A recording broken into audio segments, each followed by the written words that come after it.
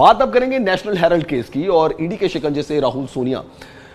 National Herald case में राहुल गांधी और सोनिया गांधी की मुश्किलें बढ़ती जा रही है। ईडी ने कोर्ट में चार्जशीट दाखिल करते हुए दावा किया है कि गांधी परिवार ने नेशनल हेराल्ड केस में 142 करोड़ रुपए का लाभ उठाया।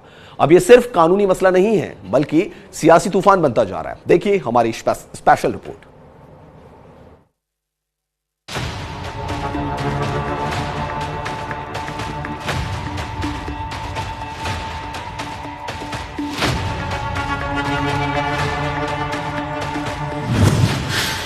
नेशनल हेराल्ड केस में सोनिया राहुल की बढ़ी मुश्किलें।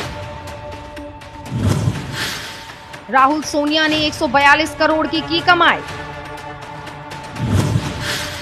ईडी का अदालत के सामने बड़ा दावा। कोर्ट में 2 से 8 जुलाई तक रोजाना सुनवाई। नेशनल हेराल्ड केस में कांग्रेस के शीर्ष नेताओं की मुश्किलें अब और गहराती हुई नजर आ रही हैं। प्रवर्तन निदेशालय यानी कि ईडी ने दिल्ली की राउज एवेन्यू कोर्ट में जो दावा किया है वो गांधी परिवार के लिए एक बड़ा झटका माना जा रहा है।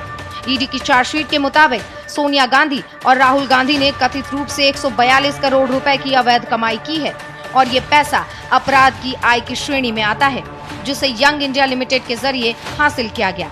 अब सवाल उठ रहे हैं कि क्या ये सिर्फ जांच एजेंसी की कार्रवाई है या आने वाले वक्त में गांधी परिवार पर कानूनी शिकंजा और कसेगा। 1938 में नेहरू ने 5000 स्वतंत्रता सेनानियों के साथ इसे शुरू किया। इसका संचालन एसोसिएट जनरल लिमिटेड यानी कि एजेएल करता था। आजादी के बाद ये कांग्रेस का मुखपत्र बना। कांग्रेस से मिले लोन के बावजूद 2008 में अखबार बंद हो गया। 2010 में YIL बना जिसने एजेएल का अधिग्रहण किया। YIL में सोनिया और राहुल गांधी की 76% की हिस्सेदारी। कांग्रेस ने एजेएल के 90 करोड़ रुपए लोन को YAL को ट्रांसफर किया। YAL पर एजेएल की 2000 करोड़ की संपत्ति हड़पने का आरोप।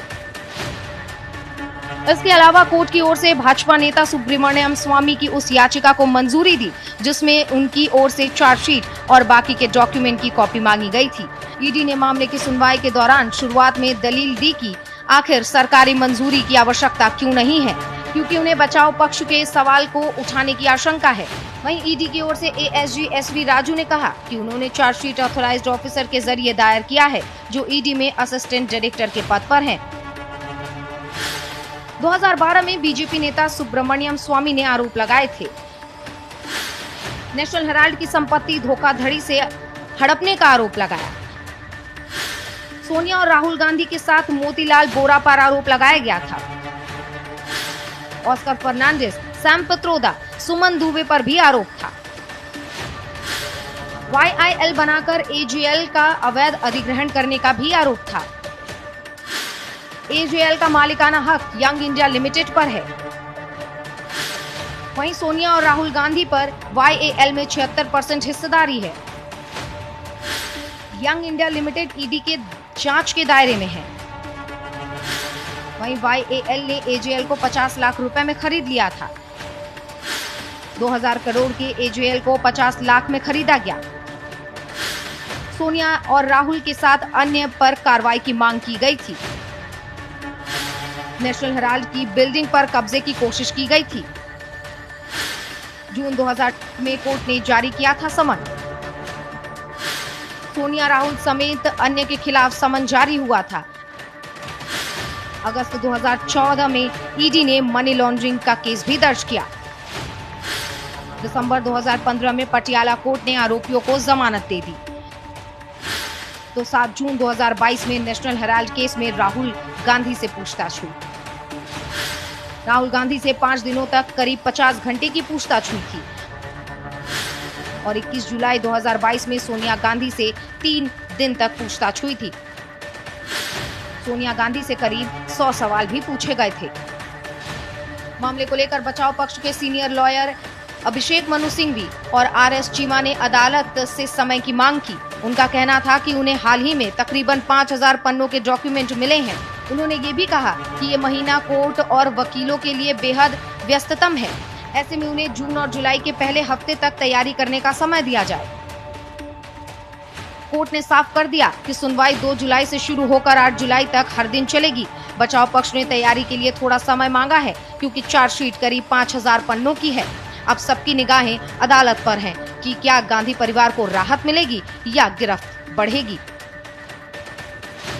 नेशनल हेराल्ड केस पर प्रवर्तन निदेशालय की चार्जशीट आने के बाद भारतीय जनता पार्टी ने कांग्रेस पर निशाना साधा है। बीजेपी के राज्यसभा सांसद डॉक्टर सुधांशु त्रिवेदी ने कहा कि यह भारत के इतिहास का सबसे अनोखा और पेचीदा मामला है। National Herald case has been a very peculiar case in the entire Indian history.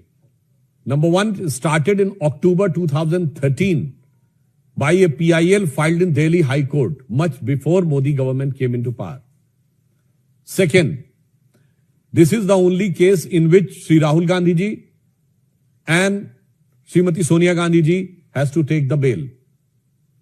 In the recent findings of ED, they have mentioned there is around 142 crore rupees related to proceeds of crime.